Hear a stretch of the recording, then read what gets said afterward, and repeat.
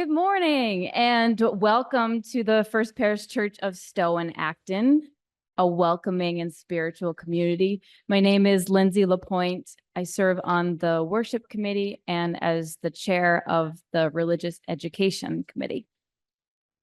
For those of you visiting us for the first time, we welcome you. Please let us know that you're here by filling out one of our visitor information cards in the pew and hand it to an usher, or drop it in the plate, or hand it to Meg, who's not here. Is that true? Sorry, Meg, if you are. So yeah, she's around. She's our welcoming and membership coordinator. So our minister, staff, and board are listed in the front of the order of service, and please feel free to ask me or any of these people for more information. If you'd like a large print order of service or hymnal or assisted listening device, please ask our ushers. Our assisted listening devices are small radios. Anyone is welcome to use one and to listen to the service from another space in or around the building. I'd like to draw your attention to the announcements in your order of service and also invite you to check out our webpage for more information. You can also sign up for our newsletter and email alerts. I don't know if there's refreshments today, but if you feel like you would like to gather somewhere, we have a fellowship hall. That's a great place to do that. It's just one level down at the end of our building. And if you're on Zoom, you can join a breakout room.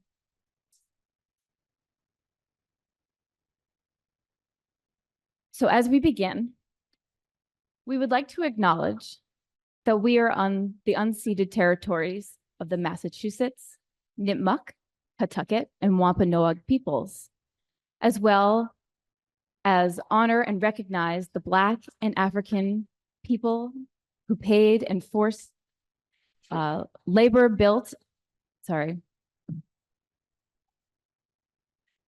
and African people whose unpaid and forced labor built this country and our state.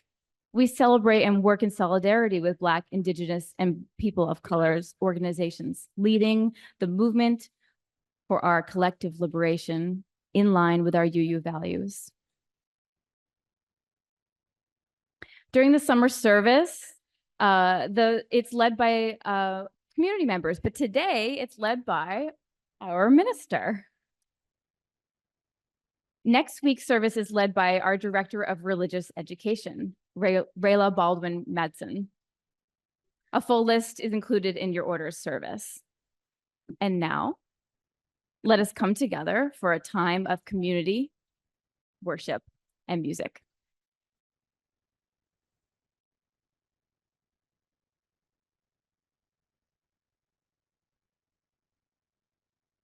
And there's Meg, our welcoming and membership coordinator. Meg, we were like, do we have coffee at coffee hour today? No, but we have a fellowship hall, which has fellowship after the service today. Our opening words are by Margaret A. Kite. As surely as we belong to the universe, we belong together. We join here to transcend the isolated self, to reconnect, to know ourselves, to be at home here on earth, under the stars, linked with each other. And our chalice lighting words are by me. For the wonder and inspiration we seek from sun and stars and all the lights of the heavens, we light this chalice. And thank you, Hector, for lighting this chalice. Our opening hymn is number 203, All Creatures of the Earth and Sky. Please stand in body or in spirit and join in singing.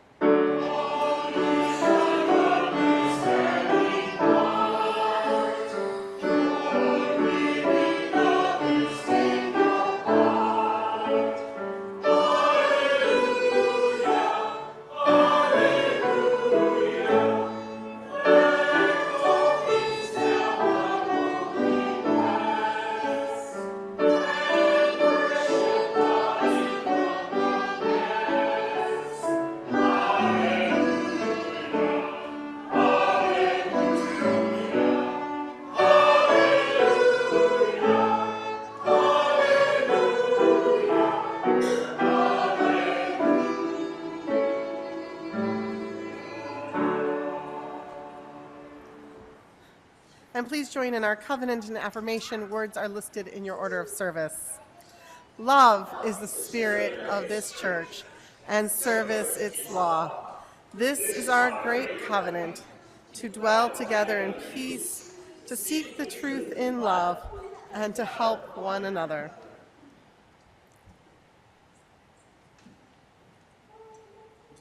We didn't prep either of our volunteer musicians for this, so let's just do it a cappella, or I'm not sure my voice is up to leading, but we'll try.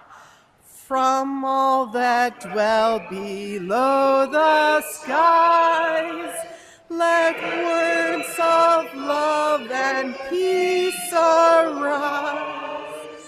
Let joyful songs of praise be sung through every land by every tongue. Oh, that was actually pretty awesome. Let's see. I'm getting over a cold here. And for that reason, as we go into the next part of the service, I'm going to mask up as I get closer to people. Although I'm on day 8 of this non-COVID cold now.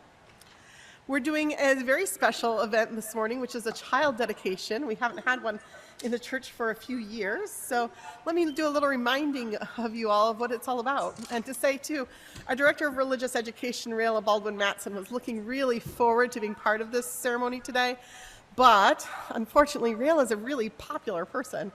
And Rayla and Rayla's daughter Kennedy were asked to be part of a special workshopping event happening in Minnesota this weekend, where they're bringing together young adults and leaders in the UU BIPOC community to talk about how to energize UU young adults of color. And that was just an opportunity that really couldn't be missed. And we're really glad to have someone in our community who is such a forefront in our faith. So Lindsay LaPointe is stepping in as our new Religious Education Committee chair and particularly helping with the parts that would involve touching, since, again, getting over a cold. So rites of passage are moments where we stop in time and we acknowledge that an important moment in our life has happened. The great moments of life connected to the great mysteries of birth, of coming into adulthood, of finding the bond of love, and then, at the end of life, of death. We do this in religious community to indicate that the major shifting points of life, these life passages, are full of meaning, depth, and are sacred. It is an ancient and timeless tradition to bestow upon children a name, and names are often full of meaning and tradition and history, or dreams or wishes or cultural significance all of their own. In the Unitarian Universalist principles, we say we believe in the inherent worth and dignity of every person. And so naming and dedicating a child is an act of recognizing that each child is its own distinct and valuable person. Each child is full of wonder and awe and beauty and importance. Each child a child of God or of the universe.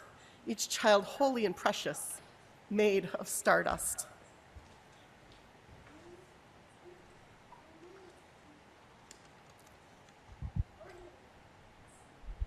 In our faith, we combine this joyful and meaningful moment of naming the act of dedication.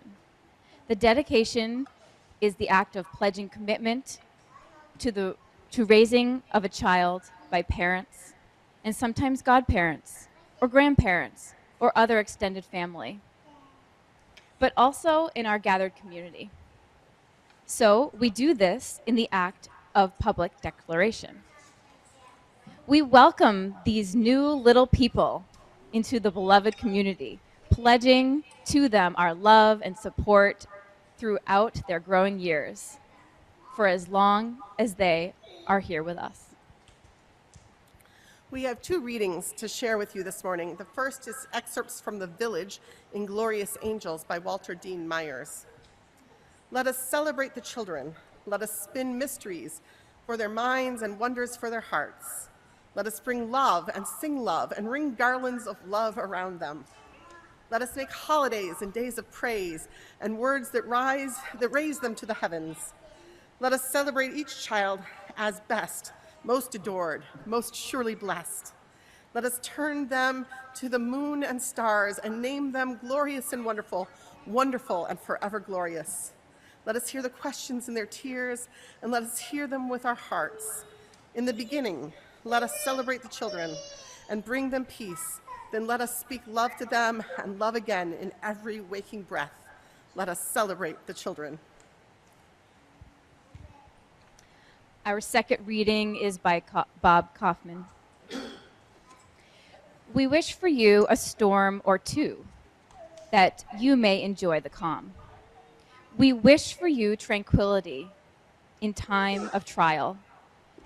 We wish for you a cool breeze on a warm day and pale white clouds, that you may better appreciate the blueness of the sky. We wish you darkness, that you may see the stars. We wish you anticipation of high adventure, and we wish you the courage to avoid battle. We wish you a sense of wonder and poetry and music. We wish you companionship, that you may appreciate solitude. We wish you a friend who will understand you and understand so that you may have a friend. We wish that you may become all that you wish to be and more than you hope that you can be. We wish for you a flower to smell, a hand to touch, a voice to cheer, a heart to gladden. And we wish you someone to love as we love you. We'd now like to invite the family forward.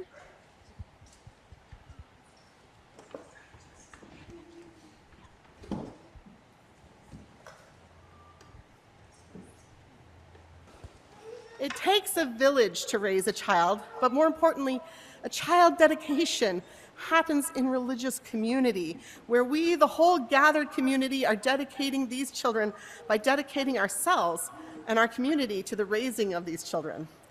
Would you pledge that you will support these children as they grow, committing yourselves to sharing the values and principles of our faith with this child, supporting these parents in the work of raising a child children in spiritual well-being?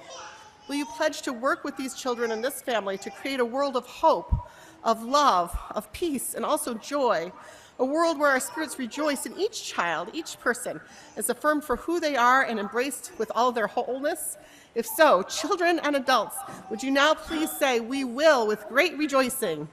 We will. With great rejoicing. All right, you may be seated. Has our godparent returned? One more minute. Okay. In that case, let's have you go ahead and be seated.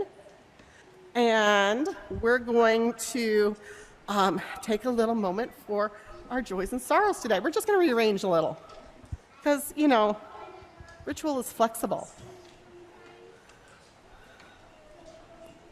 So it is our tradition in our faith to have a time of sharing those things that are on our hearts and on our minds. And we begin with those that have been sent by email, and then we invite those who are present in the room, and then those who are present online to share their joys and sorrows as well, so that these things can be known by the beloved community, and we can reach out to one another. With that being said, we'll light two final candles, one for all the joys and sorrows that were left unspoken but remain in our heart, and also one for the total cost of war. We have all the rites of passage of life practically represented here today: weddings, birth, death. I did want to let you know that if it's possible in our schedule, we're going to, and if the memorial service for Whitney Granger is on video, we'll try to have a gathered watch group here at FPC where we can watch it together and be in community together for that event.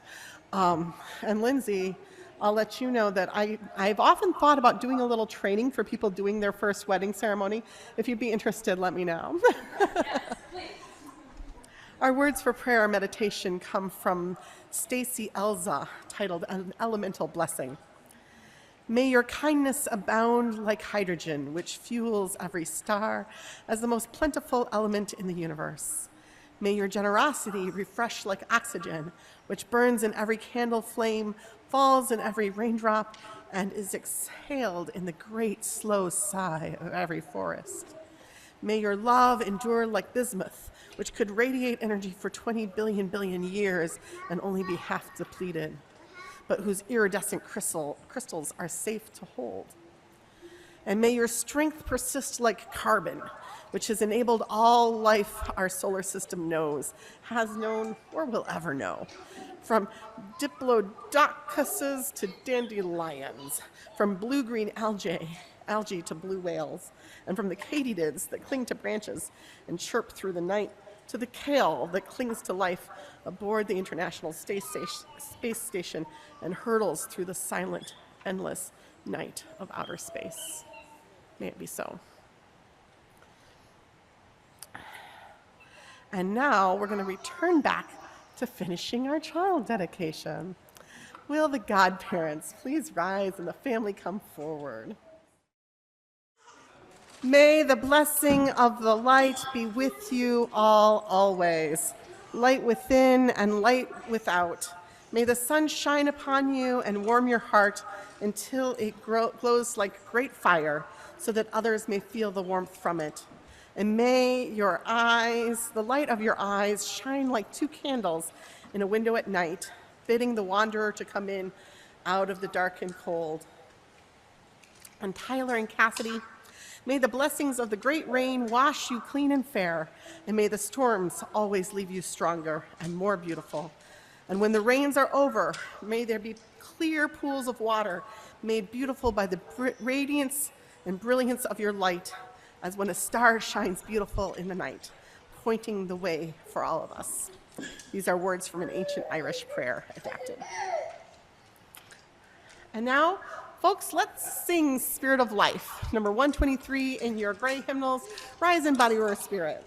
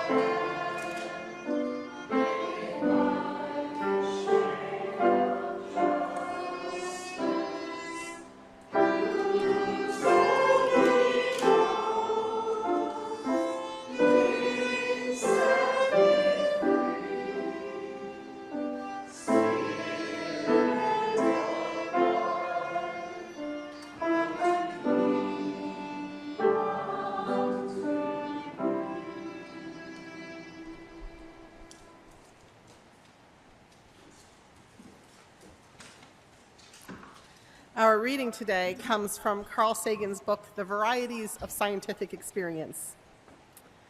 He says, "In fact, a general problem with much of Western theology, in my view, is that the God portrayed is too small. It is the God of a tiny world, and not the God of a galaxy, much less of a universe. Now we can all say, well, that's just because the right words weren't available back when the first Jewish or Christian or Islamic holy books were written. But clearly that's not the problem. It is certainly possible in the beautiful metaphors in these books to describe something like the galaxy and universe, and it isn't there. It's the God of one small world, a problem, I believe, that the theologians have not adequately addressed. I don't propose that it is a virtue to revel in our limitations, but it's important to understand how much we do not know. There's an enormous amount we do not know. There's a tiny amount that we do. But what we do understand brings us face to face with an awesome cosmos that is simply different from the cosmos of our pious ancestors. Thus ends the reading. And now I'm going to invite Lindsay back forward to introduce the gifts of the congregation. Because it's appropriate that we have you here today for this. Come on up.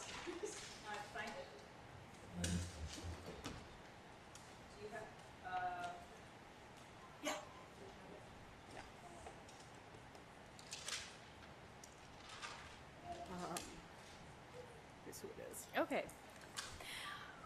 Sharing our gifts. So in July and August, we are sharing our weekly offering with two recipients. My documentary, Why Are You You? And the Interfaith Partnership for Refugee Resettlement. You can donate with a check made to First Parish Church or go right online and hit the donate button. And you could also text 978-310-3309. Thank you so much.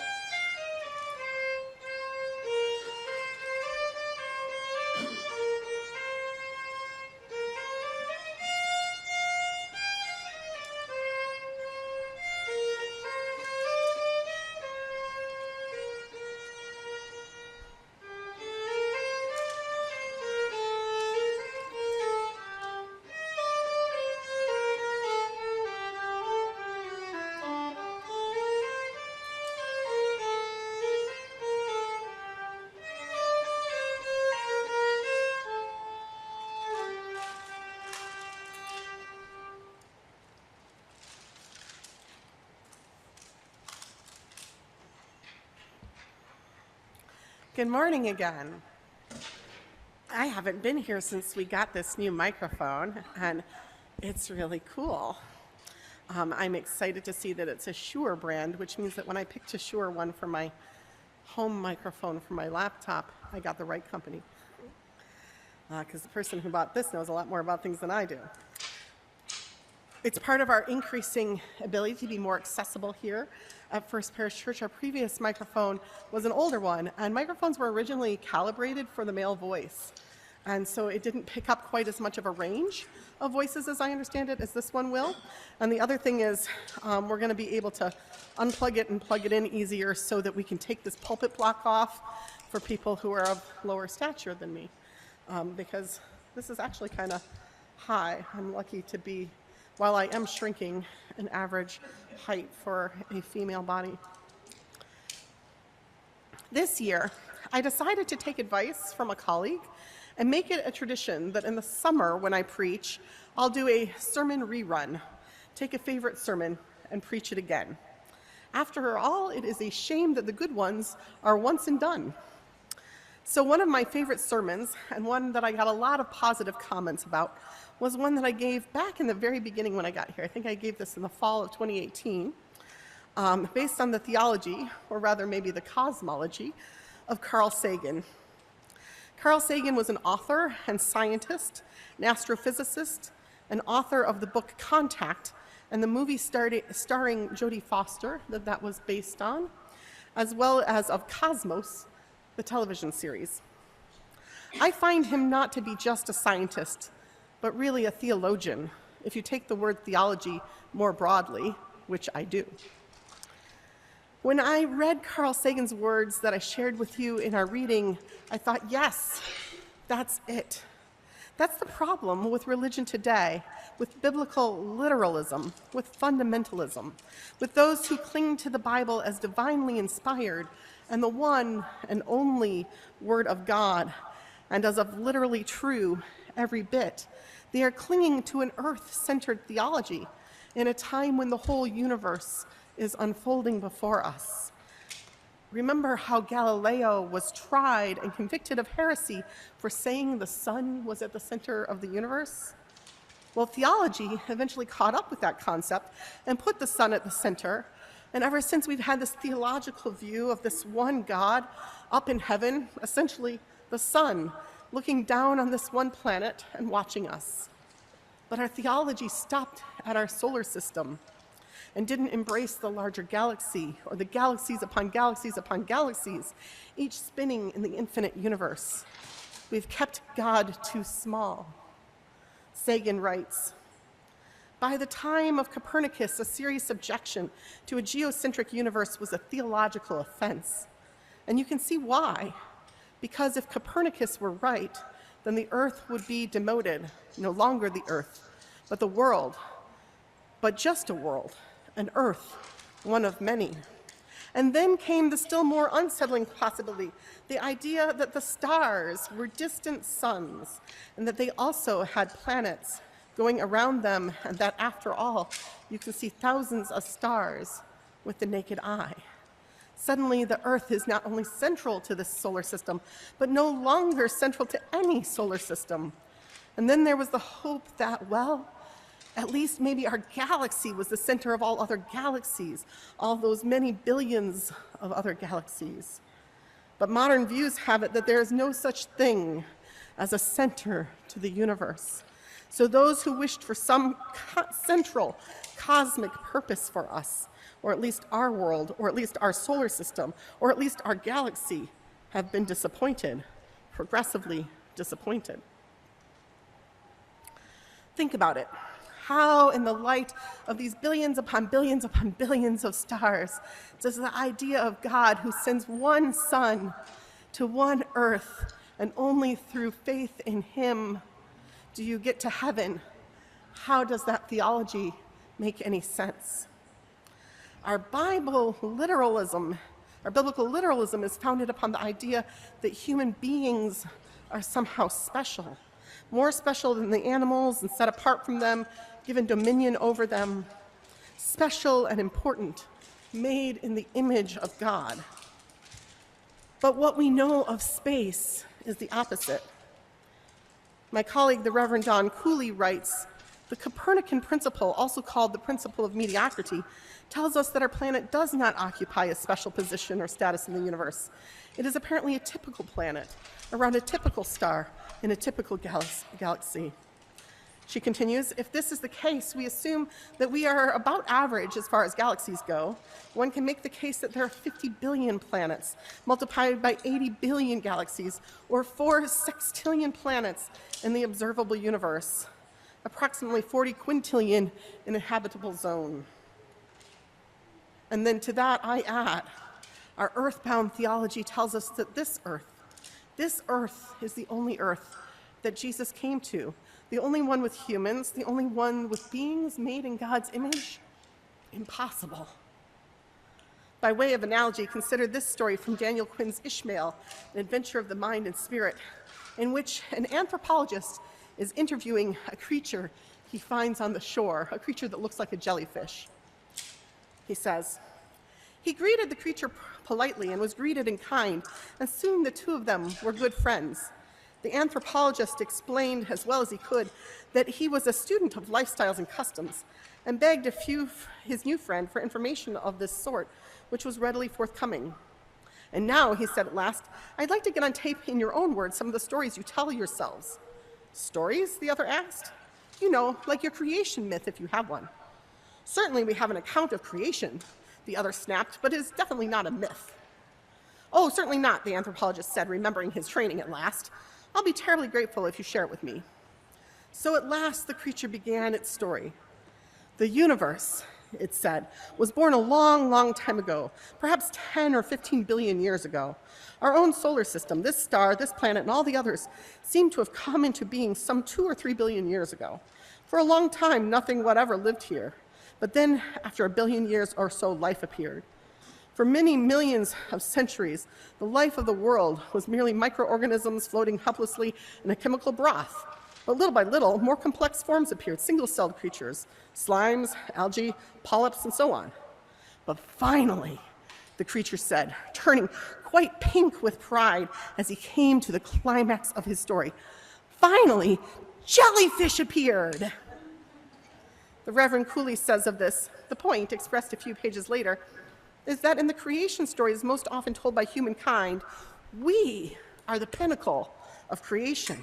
But finally, Homo sapiens appears, as if evolution, speciation, and the entire process of the universe stopped when humanity appeared, as if it had all been building towards us, the entire universe. For many people, the view of humanity as the pinnacle of creation makes them feel important, feel significant, feel cherished in an otherwise cold and indifferent world. The vastness of space is too large, too impersonal to contemplate. But I don't think letting go of that earth-based view has to mean losing all sense of importance and connection. For example, the scientists who searched for extraterrestrial life, like Carl Sagan's fictional character Ellie Arroway, does so partly for a sense of connection and of meaning. Paul Davies in Are We Alone writes, the modern search for aliens is, at rock bottom, part of an ancient religious question. The interest in SETI among the general public stems in part, I maintain, from the need to find a wider context for all our earthly lives than this existence provides. I want to share one of my favorite stories from a colleague. This is by the Reverend Mark Bellatini, which he wrote in his paper, The Cosmic Theology of Carl Sagan. Mark Bellatini writes of being a senior in high school and hanging out with friends who suddenly decide to leave Detroit and drive across the Ambassador Bridge into Canada, which was much easier to do in those days. And once there, they decide on a whim to head out to Point Paley. He writes, the sunset that day lavishly painted the whole sky to match the October trees that lined the tobacco fields. It was beautiful. By the time we reached Point Paley, the red sky had given way to indigo and finally to deep black. It was about 8:30. We parked, followed a dimly lit path through a wood, always led by the call of lapping waves to the other side of the trees. We broke out onto the beach. We all remarked upon how dark it is when you get so far from the city lights. There was no moonlight yet that night, or maybe it was a new moon, I don't remember. And suddenly someone, I forget who, said quietly, look up, my God. And we all tilted our eyes heavenward. I was immediately bowled over. It looked to me as if the glittering stars covered more area than the black background holding them. I saw the Milky Way for the first time in my life that night, clear as a path on the sand in daylight. The small cluster of the stars called the Pleiades were so vivid, I felt like they were only the width of a face apart from my own. Near my house on Detroit's east side, I was able to pick out a few constellations, the Dipper, the huge W of Cassiopeia, but here at Point Paley, I couldn't find them. The stars and the planets among them formed a whole for the first time. No patterns, no shapes, no fabled Greek stories across the heavens. But within me, for a moment, I felt transported beyond my own little life.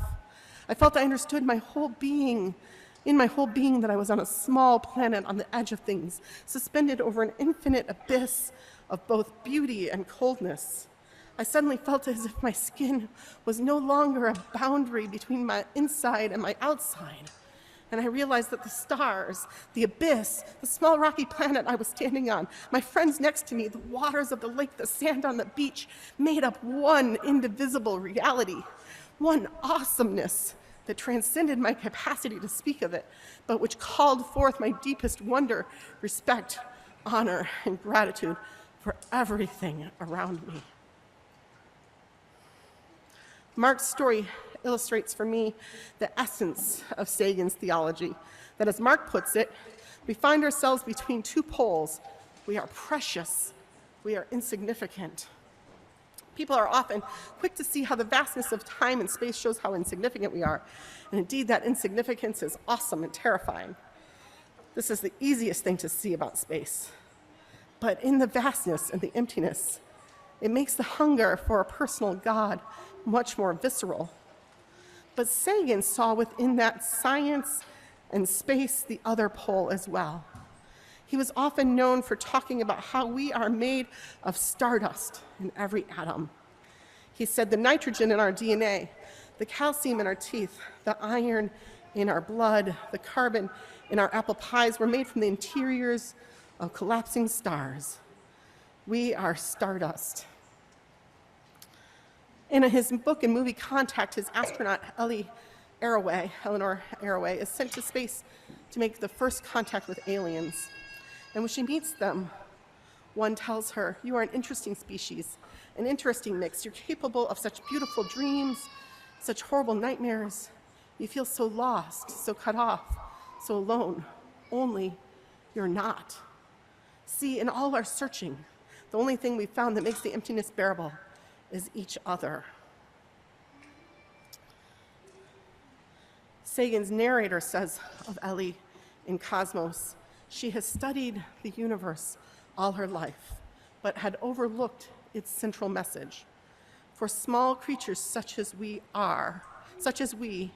the vastness of space is bearable only through love." It astounded me when I read that. Carl Sagan looks into the vastness of space, and the message he comes away with is love. Love.